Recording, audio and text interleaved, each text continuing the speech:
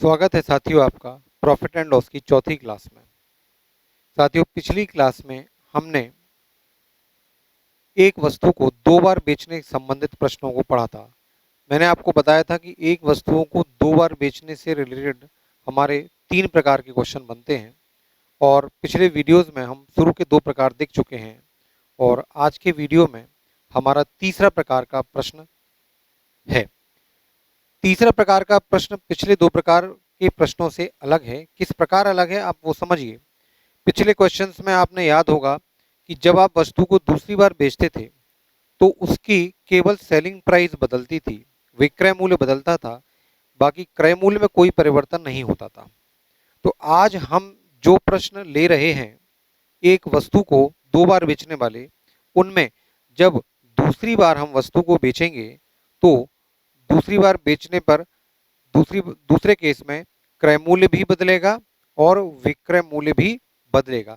यही एक बात है जो आज के प्रश्न को पिछले प्रश्नों से अलग करती है। तो जो मैं कह रहा हूं उसको हम न्यूमेरिकल के माध्यम से समझते हैं, आसानी से आपको ये बात समझ में आएगी। तो बच्चों, आज का पहला क्वेश्चन हम देख रहे हैं बोर्ड पे, वो ये है कि एक व्यक्ति ने एक वस्तु खरीदी और उसे 10% लाभ पर बेच दिया। ठीक है, एक कहानी पूरी हुई। एक बार हमने उस वस्तु को खरीदा और 10% लाभ पर बेच दिया। यदि वह इसे 10% कम में खरीदे, अब दूसरे ट्रांजैक्शन की बात हो रही है कि यदि वह इसे 10% कम में खरीदे और 3 रुपए अधिक पर बेचे। 3 रुपए अधिक पर बेचे मतलब हमने खरीदा तो पुरानी कॉस्ट से 10% कम में, और जो भी पुराना सेलिंग प्राइस था उसको 3 रुपए बढ़ाकर हमने बेच दिया, तो उसे 25% का लाभ होता है, 25% गेन होता है। वस्तु का कॉस्ट प्राइस क्या होगा, क्रय मूल्य क्या होगा, ये हमको ज्ञात करना है। ठीक है, तो देखिए इस प्रश्न को हम x मानकर भी कर सकते हैं, लेकिन मैं इस क्वेश्चन को 100 मानकर करता हूं। मान लीजिए कि कोई वस्तु आप पहले 100 रुपए में खरीदते थे। ठीक है, 100 रुपए में आपने खरीदा, ये आपने इसको खरीदा, ये कॉस्ट है, ये कॉस्ट है। और जब आपने इसको बेचा तो कह रहे हैं कि 10% बढ़ाकर आपने इसको बेच दिया, यानी कि 110 रुपए में बेच दिया। ठीक है, यहां तक बहुत साधारण सी बात है कि 100 रुपए में यदि आप कोई वस्तु खरीदते हो तो 10% लाभ पर आप उसे बेचोगे, 10% गेन पर बेचेंगे, तो आपने 110 रुपए में उसको बेच दिया, कोई समस्या नहीं।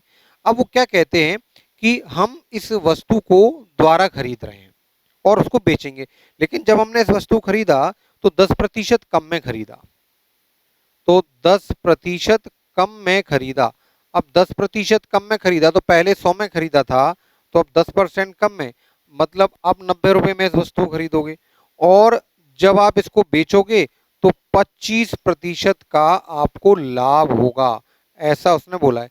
पहली बार जब बेच रहे थे तो लाभ कितना था, 10% का। अब आप जब बेच रहे हो तो लाभ कितना होगा, 25% का लाभ होगा। और साथ ही उसने ये बोला कि सेलिंग प्राइस को 3 रुपए बढ़ा दिया जाता है। अब देखो, सेलिंग प्राइस को 3 रुपए बढ़ा दिया जाता है, यहाँ कुछ बच्चे गलती कर देते हैं। आप ऐसा मत करना, ये 110 है तो 3 रुपए बढ़ा के आप इसको 113 लिख दो, ये गलत हो जाएगा। अब देखो 25% लाभ हो रहा है तो 90 का 25% तो 22.5 होता है, 22.5 बढ़ के ये 112.5 होना चाहिए था, बात गलत हो गई ना।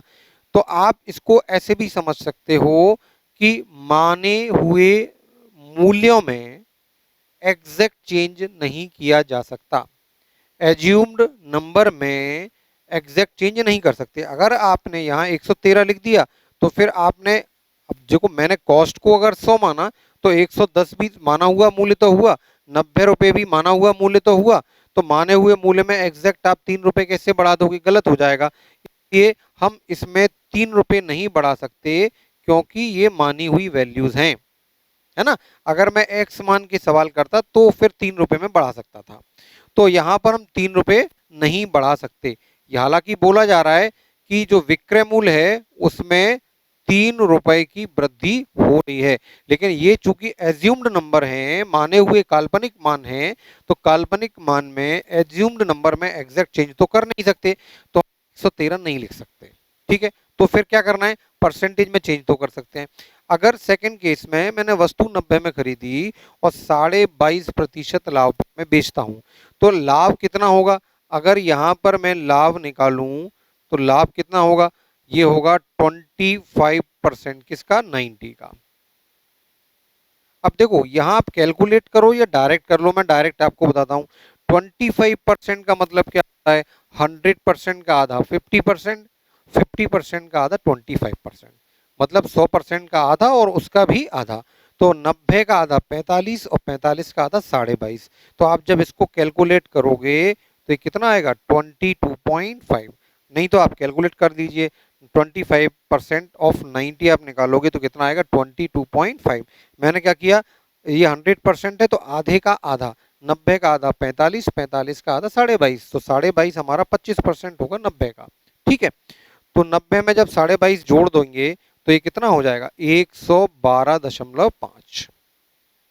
ठीक है, तो अब देखो इस सवाल को मैं फिर एक्सप्लेन करता हूं। यदि मैंने वस्तु का कॉस्ट 100 रुपए मान लिया तो पहली बार इसको मैं बेचूंगा 110 में। सेकंड ट्रांजेक्शन में मैं 100 की जगह अब 90 में वस्तु खरीदूंगा और उसको 25% गेन पर बेचूंगा, यानी कितने बेचूंगा? 90 का सामान बेचूंगा 112.5 में। तो बच्चों आप देखो कि एज्यूम्ड नंबर के हिसाब से सेलिंग प्राइस का अंतर कितना आ रहा है? 2.5। पहले हम 110 में बेच रहे थे, अब बेच रहे हैं 112.5 में। तो एज्यूम्ड नंबर के हिसाब से सेलिंग प्राइस का अंतर कितना आ रहा है? 2.5। जबकि एग्जैक्टली सेलिंग प्राइस का डिफरेंस है कितना? 3 रुपए। आपको बोला जा रहा है कि अब आप वस्तु को पहले से 3 रुपए बढ़ाकर बेचते हो। इसका मतलब ढाई का मतलब क्या होगा? इसका मतलब होगा ढाई का मतलब 3 रुपए। ठीक है, अब ढाई का एज्यूम नंबर के हिसाब से ढाई की एग्जैक्ट वैल्यू कितनी है? 3 रुपए। लेकिन हमको निकालना क्या है? हमको कॉस्ट निकालना है। कॉस्ट हमने क्या मानी थी? 100 रुपए। इसका मतलब हमको निकालना क्या है? 100 का मान निकालना है। तो ढाई का मतलब 3, तो एक का मतलब 3/2। तो 100 का मतलब कितना होगा? तो ये होगा 3/2 इंटू 100। डेसिमल हटाओगे जीरो आ जाएगा, 25 चौक 100, 3 चौक 12, यानी कि 120 रुपए। इसका मतलब इस क्वेश्चन का आंसर हुआ 120 रुपए। वस्तु का क्रय मूल्य कॉस्ट प्राइस होगी 120 रुपए। ठीक, तो उम्मीद करता हूं आपने इस क्वेश्चन को समझा होगा। ये क्वेश्चन बहुत इंपॉर्टेंट है। इंपॉर्टेंट इसलिए क्योंकि इस पैटर्न के क्वेश्चंस एग्जाम में बहुत बार देखे गए हैं। पिछले जो क्वेश्चंस पढ़े वो अगर बेसिक आप मान के भी चलें तो ये क्वेश्चन तो एक अच्छे लेवल का क्वेश्चन माना जाता है। बहुत अच्छे एग्जाम में ये क्वेश्चन देखने को मिलता है। ठीक है, तो इसको एक बार और समझ लें।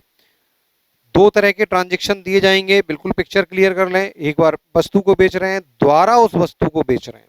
ठीक है, पहली बार बेचा, दूसरी बार बेचा। अभी तक क्या हो रहा था? दूसरी बार जब वस्तु को बेच रहे थे तो कॉस्ट में कोई चेंज नहीं हो रहा था, कॉस्ट वही पहले वाली होती थी। लेकिन इस बार क्या किया, जब दूसरी बार वस्तु को बेचा तो 10% कम में खरीदा, यानी 100 की जगह खरीदा कितने में? 90 में। कॉस्ट चेंज हो गई हमारी, और फिर उसको 25% लाभ पर 3 रुपए बढ़ाकर हमने बेच दिया। तो 90 रुपए की वस्तु को 25% बढ़ाओगे तो 22.5 बढ़ जाएगा। तो 90 प्लस 22.5 कितना हो जाएगा? 112.5। स्ट्रक्चर आपका रेडी हो गया है। तो पहले वस्तु को 110 में बेच रहे थे, अब सेकंड कंडीशन में आप वस्तु को 112.5 में बेच रहे हो। तो सेलिंग प्राइस का डिफरेंस कितना आया? 2.5 रुपीज। एक्चुअली डिफरेंस है कितना सेलिंग प्राइस में? एग्जैक्ट 3 रुपए। तो 2.5 की वैल्यू कितनी हुई? 3 रुपए। तो ये हमको निकालना क्या है? 100 की वैल्यू, क्योंकि 100 हमारी कॉस्ट है, तो 100 की वैल्यू होगी 120 रुपीज। उम्मीद करता हूं आप इस क्वेश्चन को समझ गए होंगे। आराम से आप इसको नोट कर लें।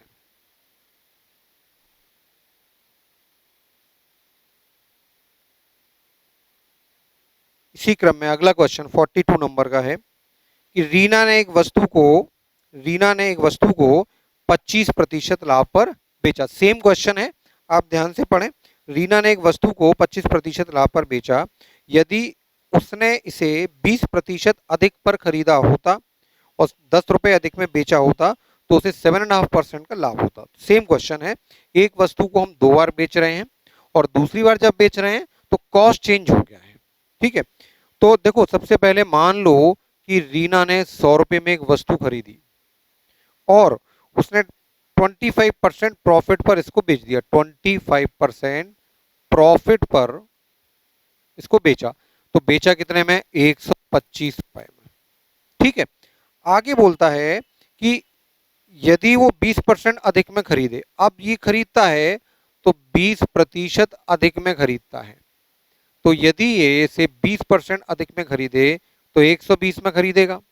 ठीक है, और खरीद कर इसने बेचा तो 7.5% का लाभ है और 10 रुपए बढ़ा के बेच रहा है। ठीक है, तो वो बेच रहा है 10 रुपए बढ़ा के। अब 10 रुपए तो इसमें हम बढ़ा नहीं सकते, 135 तो लिख नहीं सकते क्योंकि माने हुए मूल्यों में एग्जैक्ट चेंज नहीं हो सकता। लेकिन वो लाभ कितना कह रहा है? सेकंड कंडीशन में उसको जो लाभ है वो 7.5% का लाभ होता है। तो 120 की वस्तु को 7% बढ़ाकर हम बेचेंगे तो कितने में? तो देखो यहाँ प्रॉफिट आप निकाल लो, प्रॉफिट आप निकाल लो। 120 का 7.5%, 7 दूनी 14 और 1 15/2 और इंटू 100 इंटू 1/100। 120 का 7.5% निकालना है। तो देखो ये कितना हुआ, ये 60 बार कट गया, 15 छक्के 90, 90 100 909, ये कितना है? 9 रुपए। 9 रुपए लाभ पर बेच रहे हैं तो हम बेचेंगे कितने में? 129 रुपए में। तो 120 की वस्तु को 7.5% लाभ पर है, 9 रुपए बढ़ाकर बेचेंगे तो बेचेंगे हम 129 में। अब देखो एग्जैक्ट चेंज जो है सेलिंग प्राइस में 10 रुपए का है, लेकिन एज्यूम्ड नंबर के हिसाब से 125 129 का अंतर 4 है तो ये 4 हुआ। तो हम क्या लिखेंगे? 4 का मतलब है 10 रुपए, 4 का मतलब है 10 रुपए। ठीक है, तो माने हुए मूल्यों के हिसाब से विक्रय मूल्य का अंतर 4 है, वास्तव में अंतर है 10 रुपए, तो 4 का मतलब हुआ 10 रुपए। और हमें निकालना क्या है? कॉस्ट निकालना है, यानी 100 की वैल्यू निकालना है। तो 100 की वैल्यू क्या होगी? तो 4 का मतलब 10, तो 1 का मतलब 10/4, तो 100 का मतलब इंटू 100। तो 4 से काटोगे 25 बार कटा, 25 इंटू 10 कितना हो गया? 250 रुपीज। तो इस क्वेश्चन में जो कॉस्ट प्राइस है वो कॉस्ट प्राइस कितनी होगी? वो कॉस्ट प्राइस होगी 250 रुपए। तो बिल्कुल पिछले जैसा क्वेश्चन था, स्टेप बाय स्टेप समझ लें। हम एज्यूम्ड सेलिंग प्राइस निकालते हैं और उनका जो अंतर है उसका कंपैरिजन एग्जैक्ट सेलिंग प्राइस के डिफरेंस से करते हैं। तो कॉस्ट हम निकाल लेते हैं। कॉस्ट हमारी हमेशा हम क्या मान रहे हैं? 100 रुपए। तो 4 की वैल्यू 10 है तो 100 की वैल्यू हमको निकालनी है, तो 100 की वैल्यू होगी 250 रुपए। सेम हमारा अगला क्वेश्चन, क्वेश्चन नंबर 43। एक व्यक्ति ने एक वस्तु खरीदी और 10% हानि पर बेच दी। तो 100 रुपए में आप एक वस्तु खरीदते हो और 10% की लॉस पर आप उसको बेच देते हो, तो कितने बेचोगे? 90 में। ठीक है, फिर वो 20% कम में खरीदता है। इसके बाद उसने 20% कम में इसको द्वारा से खरीदा, तो खरीदा कितने में? 80 रुपए में। ठीक है, और जब बेचता है 55 रुपए बढ़ाकर बेचता है, बेचेगा वो 55 रुपए बढ़ाकर। तो अब 55 तो इसमें जोड़ नहीं सकते क्योंकि ये एज्यूम्ड नंबर है, तो उसे लाभ कितना होता है? 40% का लाभ होता है। तो उसको 40% का लाभ होता है। तो बच्चों 80 का 40% आप निकालोगे तो ये कितना आएगा? ये आएगा 32 रुपए। ये कितना आएगा? 32। तो 32 का हमको लाभ हो रहा है। तो हमारा प्रॉफिट कितना है? तो हमारा प्रॉफिट है 32। तो 80 प्लस 32 यानी 112 में हमने बेच दिया। ठीक है, तो एज्यूम्ड नंबर के हिसाब से हमारा फर्स्ट सेलिंग प्राइस 90 है, सेकंड सेलिंग प्राइस 112। 90 और 112 का अंतर कितना हुआ? 22। तो हम बोल सकते हैं कि 22 रुपए अंतर आ रहा है एज्यूम नंबर के हिसाब से, और वास्तव में हमारा अंतर है कितना? 55 रुपए। तो 22 का सही मान कितना है? 55 रुपए। लेकिन हमको सही मान तो किसका निकालना है? 100 का, क्योंकि 100 हमारी कॉस्ट है। तो फिर 100 का सही मान क्या होगा ये हमको निकालना है। तो एक का मान होगा 55/22 इंटू 100। तो भाई कितना आ रहा है? 11 पंजे 55, 11 दूनी 22, 2 से काटा 50, 50 इंटू 5 यानी कि 250 रुपए। तो इस क्वेश्चन में कॉस्ट आती है आपकी 250 रुपए। तो सेम पैटर्न के हमारे 3 क्वेश्चन हो गए। उम्मीद करता हूं आप इस क्वेश्चन को समझ गए होंगे। ये क्वेश्चन बहुत इंपॉर्टेंट है। अगर समझने में कोई असुविधा है, कोई दिक्कत है, तो वीडियो को आप स्लो करके देखें, बार बार देखें, 2-3 बार देखें, आपको समझ में आ जाएगा। बच्चों नेक्स्ट क्वेश्चन 44 आप पढ़ें और ध्यान से देखें। सेम पैटर्न है हमारा जैसे पिछले क्वेश्चन थे। एक ही पैटर्न के बार बार वही क्वेश्चन इसलिए करा रहा हूं जिससे आपको दिमाग में क्वेश्चन सेट हो जाए। एग्जाम ओरिएंटेड क्वेश्चन है। एक व्यक्ति 12% लाभ पर एक वस्तु को बेचता है। तो मान लो एक 100 रुपए की वस्तु थी, वो 12% के लाभ पर इसको बेचता है, तो कितने में बेचेगा? 112 रुपए में। वो कहते हैं यदि उसने इसे 12% कम में खरीदा, वो कह रहा है कि उसने 12% कम में इसको खरीदा, यानी 88 में खरीद लिया, 88 में खरीद लिया, और 9 रुपए कम में बेचा। बेच रहा है वो 9 रुपए कम में, 9 रुपए कम में वो बेच रहा है, तो 27% का लाभ होता है। इस कंडीशन में उसको लाभ हो रहा है 27% का। इस कंडीशन में उसको लाभ हो रहा है 27% का। तो हमें बताना है कॉस्ट क्या है, यानी कि 100 की एक्चुअल वैल्यू हमको निकालना है। तो 27% का लाभ होता है ना, 88 में हमने खरीदा, 27% लाभ पर बेच दिया। तो बच्चों यहाँ 28 का 27% आपको निकालना होगा। 28 का 27, तो हम प्रॉफिट यहाँ निकालेंगे, प्रॉफिट निकालेंगे 88 का 27% हमको निकालना है। 88 का 27। अब यहाँ पे ज़्यादा चालाकियाँ हम नहीं कर सकते, कैलकुलेशन है तो वो हमको करना ही पड़ेगा। तो बेटर है 28 और 27 का ही डायरेक्ट हम मल्टीप्लाई कर लें। तो 88 इंटू 27 का मल्टीप्लाई करोगे तो 7 8 56 5, 7 8 56 और 56 और 5 61, 2 8 16, 2 8 16, कितना हुआ? 6 7 3 और 2। तो ये आ जाएगा 23.76, 23.76। ठीक है, तो 88 में परचेस किया, 23.76 में बेचा, तो कितने में बेचा? तो बेचा कितने में? ये हो जाएगा 76 पॉइंट, और ये 8 और 3 11, 1 बचा, 8 टू 10 111, 111.76 में आपने इसको बेच दिया। ठीक है, स्ट्रक्चर हमारा रेडी हो गया। तो पहले हम 112 में बेचते थे एज्यूम नंबर के हिसाब से, अब उसी एज्यूम नंबर के हिसाब से आज हम बेच रहे हैं 111.76 में। तो आप देखिए सेलिंग प्राइस का डिफरेंस कितना आ रहा है? 0.24। सेलिंग प्राइस का डिफरेंस कितना आ रहा है? 0.24 आ रहा है, और जबकि एग्जैक्टली ये अंदर कितना है? 9 रुपीज का। तो 0.24 की वैल्यू 9 है और 100 की वैल्यू हमको निकालना है। तो 100 की वैल्यू क्या होगी? तो यहां से 100 की वैल्यू होगी, एक की वैल्यू होगी 9/0.24 इंटू 100 इंटू 100।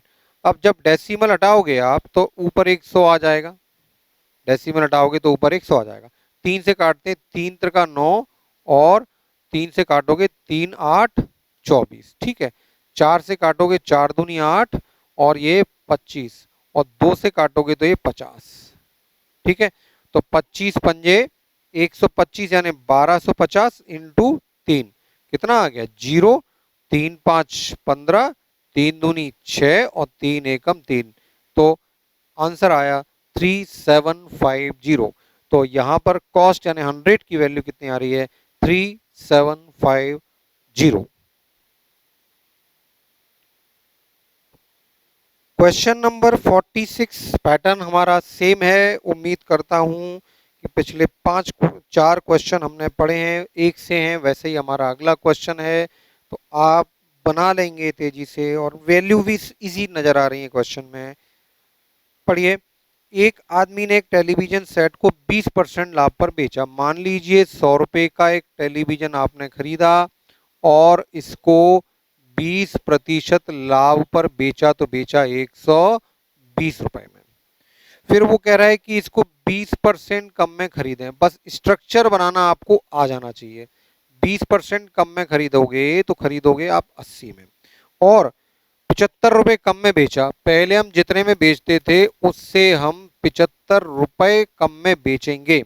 अब हम इसमें से 75 तो कम कर नहीं सकते, बार बार आपको बता रहा हूं क्यों नहीं कर सकते?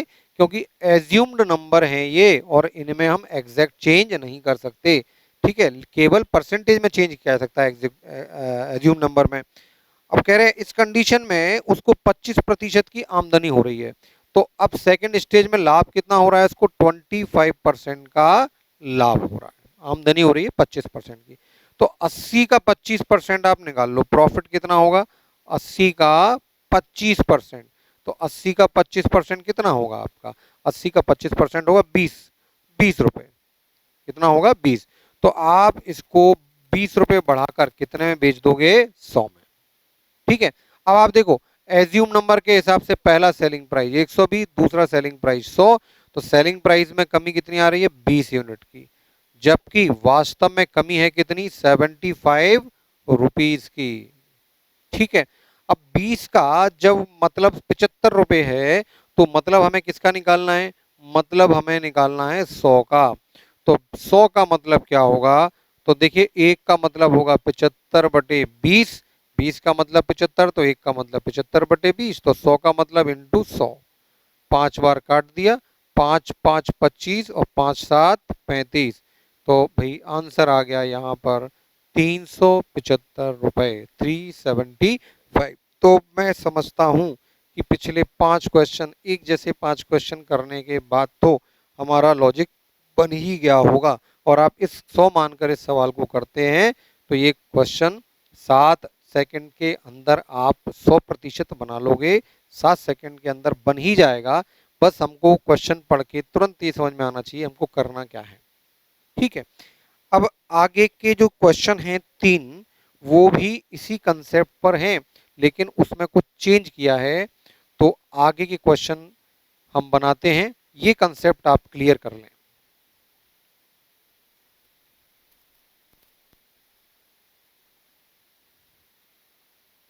बच्चों, अगला क्वेश्चन आप बोर्ड पे पढ़ रहे हैं, और पढ़ा आपने, और उसमें कुछ अंतर जरूर पाया होगा, कुछ चेंज हुआ है न्यूमेरिकल में। अगर आप उस चेंज को पकड़ लेते हैं तो क्वेश्चन आप बना लेंगे। क्या अंतर है देखते हैं। वो कह रहे हैं एक दुकानदार एक वस्तु को 20% लाभ पर बेचता है।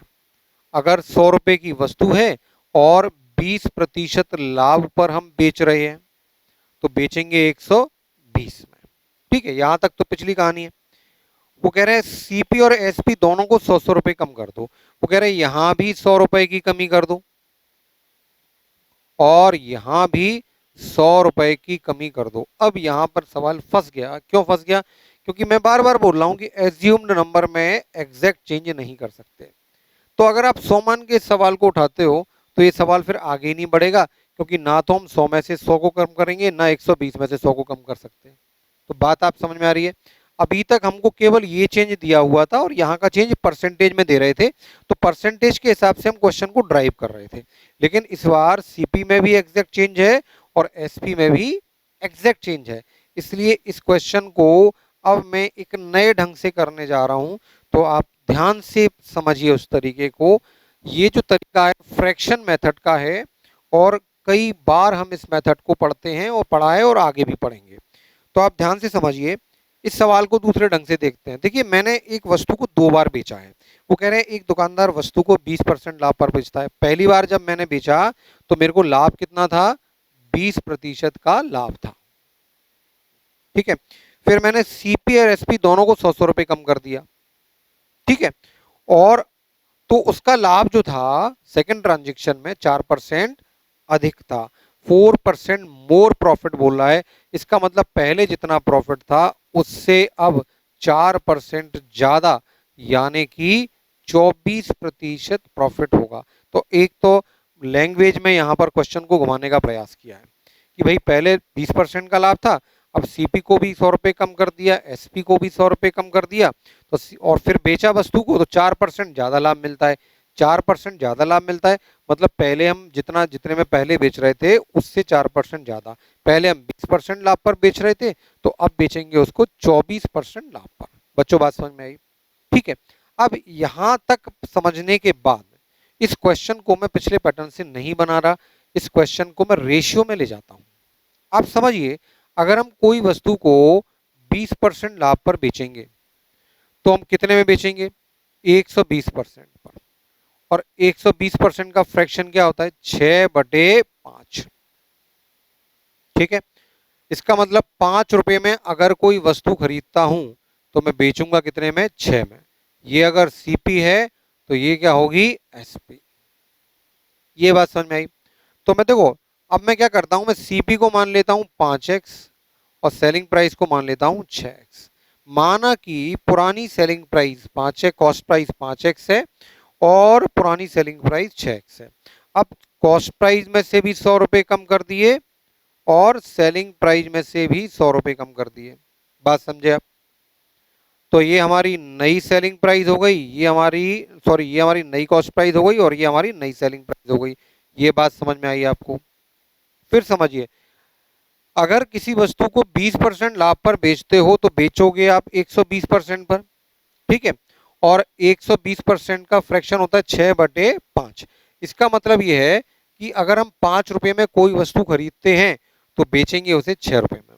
तो यहां से मैंने कॉस्ट को 5 ना मानते हुए तो रेशियो के टर्म है, तो मैंने कॉस्ट को मान लिया 5x और सेलिंग प्राइस को मान लिया 6x। तो पुराना क्रय मूल्य 5x है और पुराना विक्रय मूल्य 6x है। वो कह रहे हैं कि कॉस्ट प्राइस और सेलिंग प्राइस दोनों में 100 रुपए कम कर दूं, तो मैंने कॉस्ट में से भी 100 घटा दिए और सेलिंग प्राइस में से भी 100 घटा दिए। तो अब हमें क्या मिल गया, नया कॉस्ट प्राइस और नया सेलिंग प्राइस। और नए कॉस्ट प्राइस और नए सेलिंग प्राइस का रेशियो हमको इस 24% से मिल जाएगा। कैसे? क्योंकि हम सेकंड ट्रांजेक्शन में 24% लाभ पर वस्तु को बेच रहे हैं। तो 24% लाभ पर जब वस्तु को बेचोगे तो बेचोगे 124% पर, और 124% का मतलब होता है 124/100। काट लीजिए, 4 3 12, 4 एकम 4 और 4 से काटा 25, 31/25। इसका मतलब नया क्रय मूल्य अगर 25 है, नया कॉस्ट अगर 25 है तो नया सेलिंग प्राइस हमारा 31 होगा। तो यहां से नया कॉस्ट अगर 25 है तो नया सेलिंग प्राइस 31 होगा। तो यहां से कॉस्ट और सेलिंग प्राइस का रेशियो कितना आ गया 25/31। तो यहां आपको कोई समस्या नहीं होनी चाहिए। मैं लिख देता हूं, ये भी हमारा कॉस्ट है नया और ये हमारा नया सेलिंग प्राइस है। तो कॉस्ट प्राइस और सेलिंग प्राइस का रेशियो नया कितना है 25/31। ठीक है, तो यहां तक बच्चों आपको समझ में आया हुआ होगा। क्या किया मैंने, सबसे पहले मैंने पहले 20% लाभ हो रहा था, तो 20% लाभ पर कोई वस्तु बेचेंगे तो 120% पर बेचेंगे और 120% का मतलब है 6/5। इसका मतलब अगर कॉस्ट 5 है तो सेलिंग प्राइस 6। बाद में 24% लाभ पर बेचा तो 124% का मतलब क्या हुआ 31/25, यानी बाद में क्रय मूल्य अगर 25 है तो विक्रय मूल्य होगा आपका 31 रुपए। ठीक है बच्चों, तो अगर मैं क्रय मूल्य को प्रारंभिक क्रय मूल्य को 5x और विक्रय मूल्य को 6x मान लूं तो 5x और 6x क्रय मूल्य और विक्रय मूल्य दोनों से 100 रुपए कम कर दें तो हमारा नया क्रय मूल्य और नए विक्रय मूल्य का अनुपात कितना आ रहा है 25/31। मैंने ऊपर 25 इसलिए लिखा क्योंकि ये क्रय मूल्य है, ये विक्रय मूल्य है। पहले मैं सीपी ले रहा हूं और बटे में एसपी ले रहा हूं, तो सीपी/एसपी 25/31। तो यहां तक अगर आपको न्यूमेरिकल समझ में आ गया तो क्वेश्चन तो पूरा आपने समझ लिया, अब केवल कैलकुलेशन बचा है। ठीक है, यहां तक आपके बात समझ में आई। अब इसका क्रॉस मल्टीप्लाई करते हैं, तो 5 1 जा 5, 5 3 जा 15, 155x minus 3100 is equal to 25 into 6 150x minus 2500। 155 और 150 अंतर कितना आएगा 5x बराबर 3100 उधर जाएगा तो बचेगा 600। ठीक है, अब देखिए हमको निकालना क्या था, हमको निकालना था आर्टिकल की कॉस्ट, और आर्टिकल की कॉस्ट हमने क्या ली है 5x ली है। आर्टिकल की कॉस्ट हमने क्या ली है 5x ली है। तो इसका मतलब यहां से 5x आर्टिकल की कॉस्ट है, तो आर्टिकल की कॉस्ट निकालना है मतलब 5x का ही मान निकालना है। तो 5x का मान कितना आ गया 5x का मान आ गया 600। तो ये हुआ हमारा आंसर, आंसर हुआ 600। तो बच्चों इस पैटर्न के क्वेश्चन का सबसे शॉर्टेस्ट सबसे फास्टेस्ट मेथड आपका यही है। तो यहाँ पर कॉस्ट निकल के आपका आ गया 600 रुपए। अदरवाइज अगर आप इसको प्रॉपर तरीके से बनाओगे तो एक कैलकुलेटिव सवाल हो जाएगा, इसलिए हमको वैसे नहीं जाना, तो हमको रेशियो का मेथड लगाना है इस क्वेश्चन में। आप ध्यान से इस क्वेश्चन को समझ लें क्योंकि अगला क्वेश्चन भी बिल्कुल ऐसा ही है।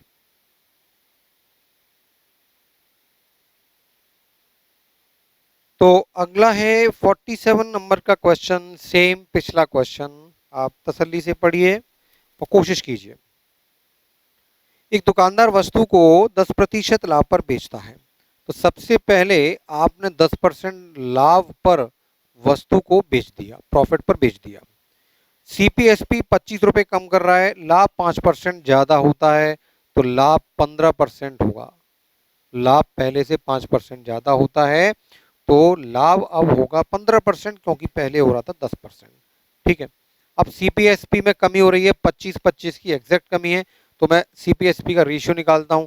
देखिए, जब 10% लाभ पर बेचेंगे तो 110% पर बेचेंगे, इसका मतलब 11/10। और 15% लाभ पर बेचोगे तो 115% पर, इसका मतलब 23/20। तो अगर कॉस्ट हमारी, हम सीपी और एसपी का रेशियो ले लें, तो अगर कॉस्ट हमारी 10x है तो सेलिंग प्राइस होगी 11x। सीपी में भी 25 की कमी हो रही है और सेलिंग प्राइस में भी 25 की कमी। तो नया सीपीएसपी का रेशियो क्या होगा? 20:23। बच्चों, बात समझ में आई आपको? ठीक है, यहां तक किसी भाई को कोई दिक्कत तो नहीं? ठीक है। तो कॉस्ट है पुरानी, पुराना सेलिंग प्राइस, दोनों से ही 25-25 घटाया, तो जो नया कॉस्ट और नया सेलिंग प्राइस का रेशियो है वो कितना आ रहा है? वो आ रहा है 20:23। ठीक है, क्रॉस मल्टीप्लाई करते हैं तो ये 230x माइनस 25 3 75 का 5 7 25 दूनी 50 और 7 57 बराबर 220x और 25 दूनी 50 यानी कि 500। ठीक है, तो 230 में से 220 जाएगा तो बचेगा कितना? 10x बराबर 75। तो आप देखिए, आपको कॉस्ट निकालनी थी। गलती मत करना, ऐसा मत करना कि x का मान निकालने बैठ जाओ। x हमारा सीपी नहीं है। सीपी हमने क्या माना था? सीपी हमने माना था 10x। सीपी हमने क्या माना था? 10x। तो वैल्यू हमें किसकी निकालनी है? 10x की। और 10x की वैल्यू कितनी आ रही है? 75 रुपीज। तो यही हमारा आंसर होगा। तो बच्चों, इस क्वेश्चन का आंसर हुआ 75 रुपीज।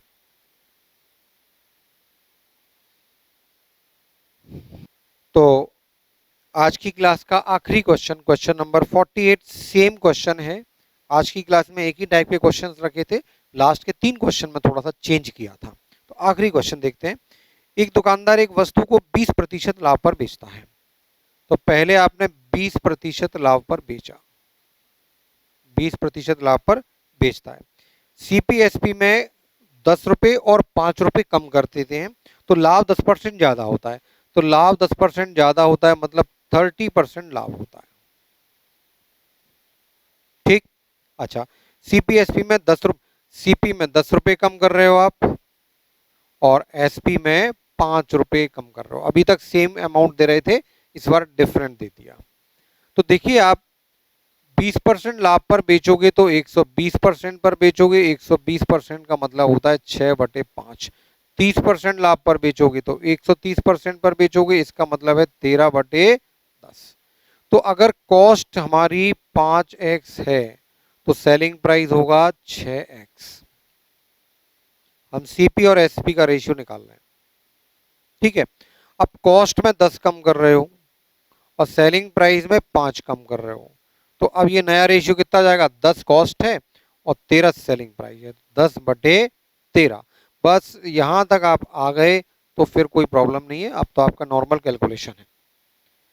13×5 = 65, 65x और 130, 60x और 50। ठीक है, 65 और 60 का अंतर 5x बराबर 130 गया उधर, तो 80।